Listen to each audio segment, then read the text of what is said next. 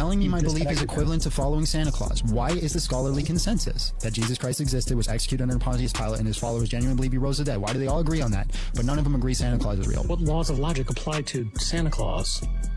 Well, we can look at the laws of logic to determine Santa Claus isn't real. But everybody says he's real. No one says he's real. Who says Santa Claus is real? I can gather up 1 million 8-year-olds right now that would say he's real. What? You're going to tell me that the scholarly consensus is that Santa Claus is real? Not at all. Do you think the scholarly consensus is that they believe Santa Claus is real?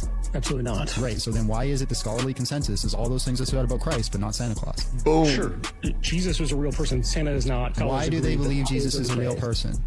Because he was a real person. According to what? I don't know. He's forcing him to say Tale, it. folklore, story, telling. He like won't want to admit it. I don't know. How, the same way they figured out anything existed 2,000 years ago? Oh, wow. So they used what? I don't know. Historical Story, documents? folklore?